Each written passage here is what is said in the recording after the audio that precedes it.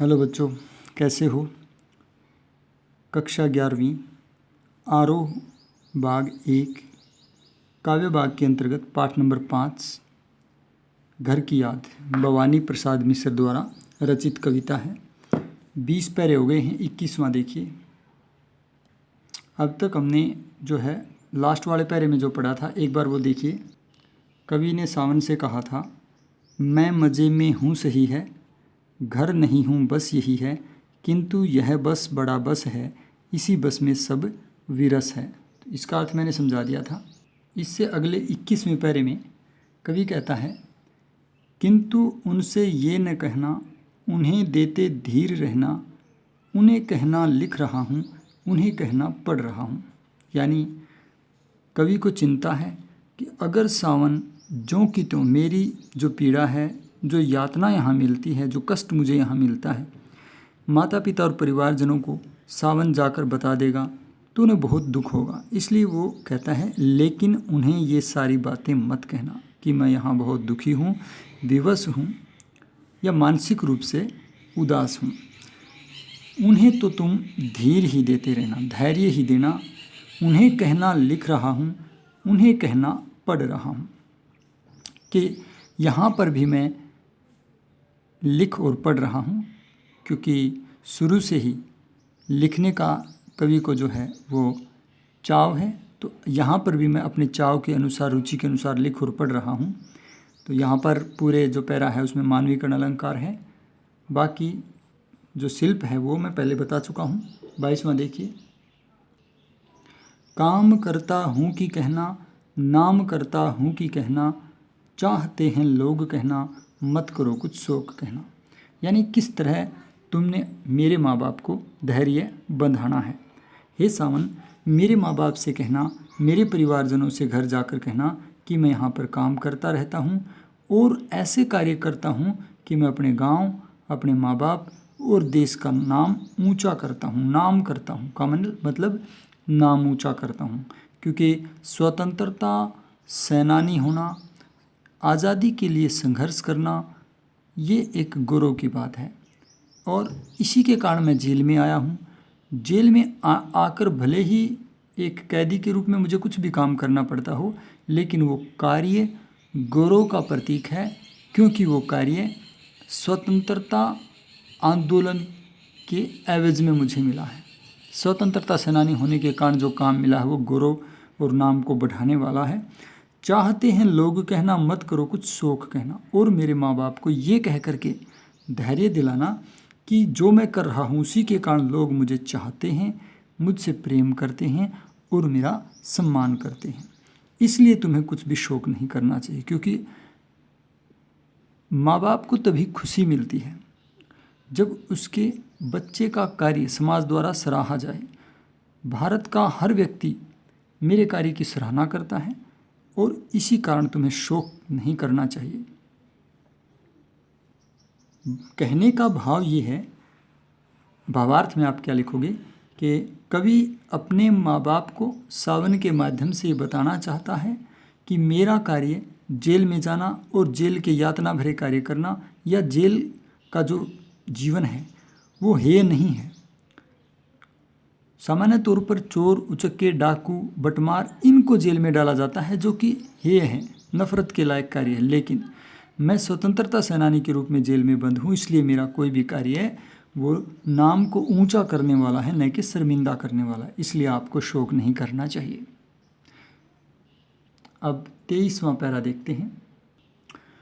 और कहना मस्त हूँ मैं, कातने में व्यस्त हूँ मैं, वजन 70 शेर मेरा और भोजन ढेर मेरा। कहना कि मैं मस्त हूँ, यहाँ पर मुझे कोई परवाह नहीं है, कोई चिंता नहीं है, कोई उदासी नहीं है, और मैं कातने में व्यस्त हूँ। ये लक्षणा सब शक्ति है यहाँ पर। इसका प्रतीकार्थ क्या है?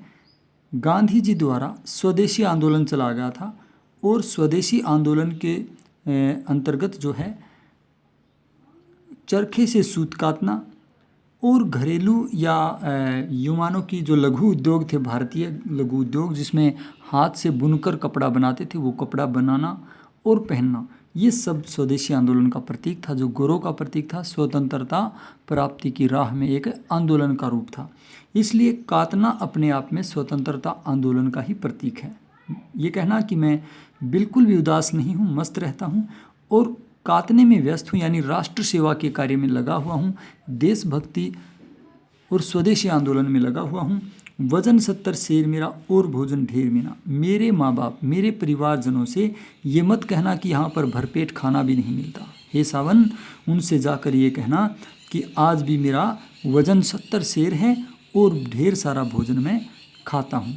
यानी कवि उस दुखद सत्य को माँ बाप या प्रियजनों या देशवासियों तक नहीं जाने देना चाहता, जिसके कारण उन्हें कष्ट हो या उनके ऊपर, यानी कवि के ऊपर आंदोलन छोड़ने का दबाव बनाया जाए।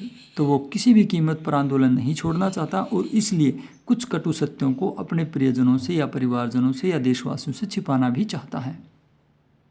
यहाँ ये बात ध्यान रखने की है कि ये बात अंग्रेज़ों के भय की वजह से, कि अंग्रेज़ नाराज़ न हो जाएं, इसलिए नहीं छिपाता है कवि, बल्कि एक सच्चा प्रियजन या कोई भी परिवारजन होता है वही माना जाता है जो अपने अन्य परिवारजनों को अपनी ओर से कोई कष्ट नहीं होने देना चाहता। तो कवि नहीं चाहता कि मेरे बारे में जान करके मेरे परिवार को, मेरे गांव, देश, समाज के लोगों को कष्ट हो, इसलिए वो छिपाता है।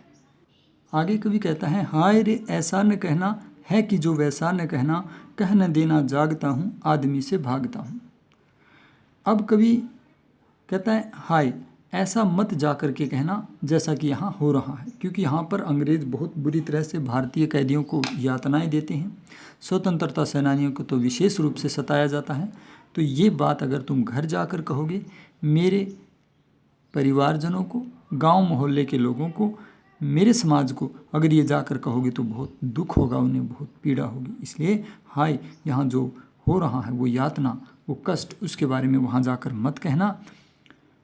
और कहने देना जागता हूँ, आदमी से भागता हूँ, इसका मतलब है ये मत कहना कि मैं सारी रात सो भी नहीं पाता, सारी रात जाग कर गुजार देता हूँ।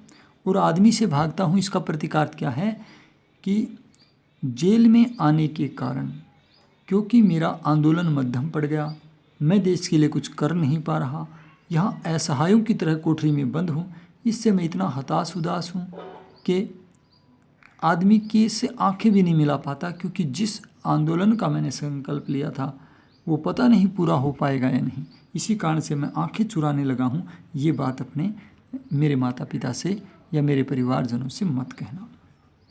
इसलिए कहा है, कह न देना जागता हूँ, आदमी से भागता हूँ। अभिप्राय ये है कि कवि अपने साथ अंग्रेज़ों द्वारा हो रहे क्रूर व्यवहार और यातनात्मक स्थितियों के बारे में नहीं बताना चाहता, ताकि उन्हें कोई कष्ट न हो। और इसके अतिरिक्त वो ये भी नहीं बताना चाहता कि जेल में बंद होने के कारण उसके मन में कुछ न कुछ मलाल है और वो आंखें चुराने लगा है, क्योंकि जिस आंदोलन के लिए वो चला था वो अब तक पूरा नहीं हो पाया है। कहने देना मौन हूँ मैं, खुद न समझूँ कौन हूँ मैं। कहता है वहाँ जाकर ये मत कहना मैं चुप रहता हूँ, मौन रहता हूँ, और मैं खुद भी नहीं समझ पा रहा कि मैं वास्तव में कौन हूँ, यानी मेरी मंजिल क्या है, मुझे कहाँ जाना है। देखना कुछ बक न देना, उन्हें कोई शक न देना। देखो वहाँ जाकर के कुछ भी मुख से ऐसी वैसी बात मत निकाल देना, सब सकारात्मक बातें कहना, ताकि मेरे माता पिता, गांव वाले, सब परिवारजन, प्रियजन उनको बुरा न लगे, और उन्हें किसी तरह का कोई संदेह भी मत देना कि उन्हें ऐसा लगे कि मैं यहाँ कष्ट में हूँगा। इसलिए सावधानी से सारी बातें वैसे कहनी है जैसे मैं बता रहा हूँ। और खुद न समझूँ कौन हूँ मैं, इसका प्रतीकार्थ क्या है? इसका मतलब ये है कि न जाने, कभी खुद इस संशय में है, न जाने मैंने जो आंदोलन चलाया है वो सफल होगा भी या नहीं, मेरा अंत क्या होगा। क्योंकि स्वतंत्रता सेनानी हालांकि इस संकल्प के साथ आगे बढ़ रहे हैं कि एक न एक दिन हम देश को आज़ाद करा कर रहेंगे, लेकिन अभी इस की उम्मीद की किरण भी नज़र नहीं आती है कि इन आतताई और क्रूर फिरंगियों से, विदेशियों से कब देश को छुटकारा मिलेगा। आखिरी पैरे में 27वें पैरे में कवि कहता है, हे सजीले हरे सावन, हे कि मेरे पुण्य पावन, तुम बरस लो वे न बरसें, 5वें को वे न तरसें। कहता है हे मेरे सजीले और हरे भरे सावन, क्योंकि सावन का महीना बहुत ही प्रकृति में हरियाली छा जाती है बारिश होने की वजह से और सजीला सज जाता है। हे मेरे पुण्य पावन, सावन के महीने को पुण्य युक्त और पवित्र भी माना जाता है। इसीलिए शिव पार्वती की पूजा, शिव परिवार की पूजा सावन के महीने में होती है, क्योंकि सावन के महीने को पवित्र और पावन माना जाता है। कहता है, हे मेरे पवित्र सावन के महीने, हे मेरे सजीले और हरे भरे सावन के महीने, तुम बरस लो लेकिन वो न बरसे। यानी सावन के महीने में आसमान से पानी बरसता रहे, लेकिन मेरे माता पिता, मेरे प्रियजन, मेरे भाई बंधु बांधव, उनकी आंखों से आंसू न निकले। कहने का भाव ये है, कवि चाहता है कि पावन सावन का महीना हमेशा ही परोपकार का प्रतीक है, क्योंकि शिव की पूजा होती है सावन के महीने में। शिव कल्याण के प्रतीक हैं, शिव का अर्थ ही कल्याण होता है और वो परोपकारी हैं। सब तरह से परोपकार की शिक्षा हमें शिव से ही मिलती है। इसलिए शिव खुद कष्ट झेलते हैं, दूसरों को कष्ट नहीं होने देते। वो हलाहल पी लेते हैं लेकिन दूसरों को कष्ट नहीं होने देते। इसलिए कहता है, हे मेरे पुण्य पवित्र सावन के महीने, तुम भले ही बरस लो लेकिन मेरे माता पिता की आंखों में आंसू न आएं।